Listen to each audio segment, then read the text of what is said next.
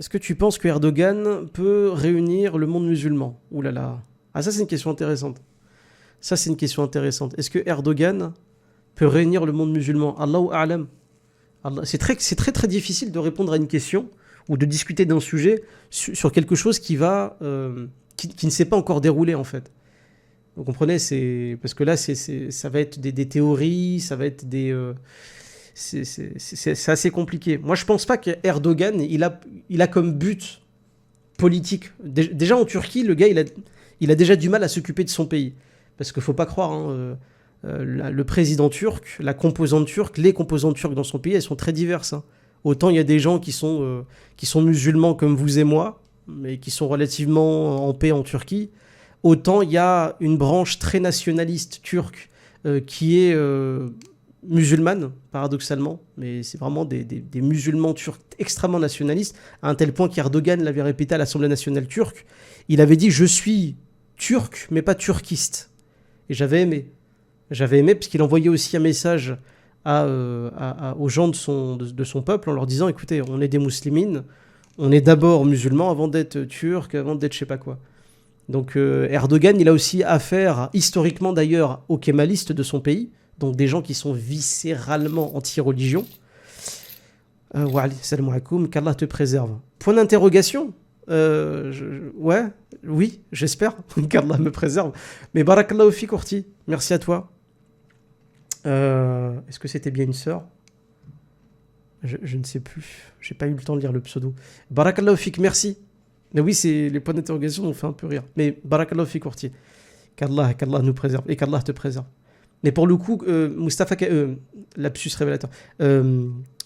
Erdogan, dans son pays, il est face aussi à des anti-religieux, donc les kémalistes, donc les gens qui sont les héritiers de la pensée de Mustafa Kemal Atatürk. Hein, c'est le gars qui a littéralement transformé son pays en État-nation sur les ruines de l'Empire ottoman. C'est celui qui avait retiré l'islam comme religion d'État en Turquie. C'est celui qui avait ordonné aux femmes de retirer le voile. Le voile, il fallait le retirer. C'est celui qui a transformé, qui a retransformé la langue turque, parce que les Turcs autrefois pouvaient écrire le turc, mais ils écrivaient le turc avec l'alphabet arabe, ce qui leur permettait d'être très familiers avec le Coran, vu que le Coran, la langue de révélation du Coran, c'est l'arabe. Donc les Turcs, même s'ils ne parlaient pas spécialement l'arabe, mais qu'ils savaient l'écrire, ils pouvaient lire le Coran sans problème. Le simple fait d'avoir transformé l'alphabet turc, qui était un alphabet arabe, en alphabet latin, malheureusement, ça a été une manière de dire aux Turcs, éloignez-vous de l'arabe, de ce qu'ont fait les Arabes, de Muhammad alayhi salam et de la révélation qui a été faite dans cette langue. Donc il y a des gens en Turquie qui sont encore très nombreux à être kémalistes. L'armée, par exemple, historiquement, l'armée turque était totalement kémaliste. Totalement kémaliste. Donc Erdogan, d'ailleurs, il a failli, il est passé à ça, d'un coup d'État en 2016, justement par cette armée, et aussi pas que l'armée turque, c'était aussi des agents américains sur le territoire turc qui avaient organisé un coup d'État. Malheureusement, Erdogan, lui, il vit dans un pays qui est comme ça. Je ne sais pas si vous imaginez. T'as des gens anti-religieux, t'as machin, t'as des comment dire, même parmi les religieux qui en Turquie, c'est aussi un peu compliqué, tu vois. Il y a une composante aussi chiite dans le pays, même si elle est relative. T'as aussi un problème, pas un problème, mais on va dire une espèce de clivage ethnique entre les Turcs et les Kurdes. C'est très compliqué en fait. Erdogan, il gère un pays qui est extrêmement compliqué à gérer.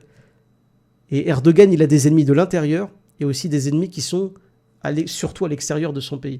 Donc quand tu nous demandes est-ce qu'Erdogan en fait il pourra unir les gens, est-ce que c'est son projet, etc. Je ne sais pas si c'est son projet. Je ne sais pas s'il pourra y arriver, j'en sais rien. Mais le fait est qu'aujourd'hui Erdogan, il essaye d'améliorer la condition de vie des musulmans. Il essaye. Voilà. On peut le critiquer sur plein de choses, mais il essaye. Et Inch'Allah, moi en tout cas je le souhaite, si un jour Erdogan il a ce courage et il a les moyens qu'Allah lui accordera de pouvoir réunir des musulmans, alhamdoulilah, tant mieux. Tant mieux. En tout cas, depuis qu'Erdogan est là, on ne peut pas dire que la Turquie, ça va de pire en pire. Loin de là.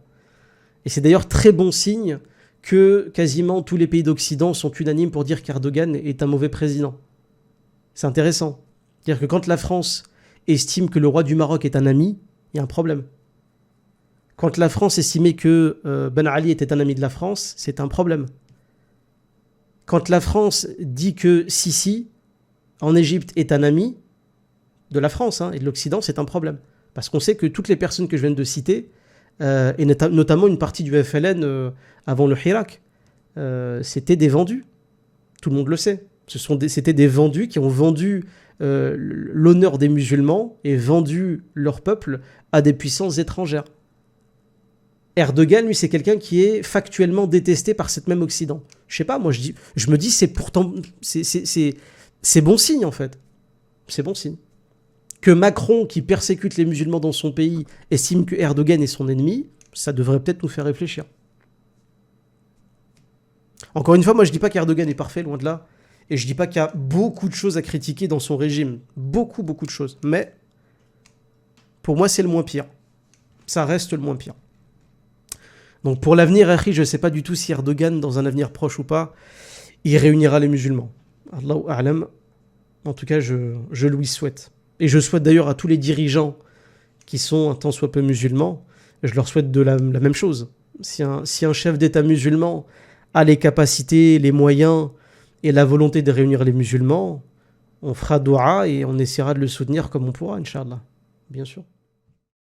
Pour nous aider à améliorer la qualité de notre travail et faire vivre ce média, vous pouvez nous aider en faisant un geste sur notre page PayPal et Tipeee. Les liens sont en description. Barakallahu fikoum et merci à vous.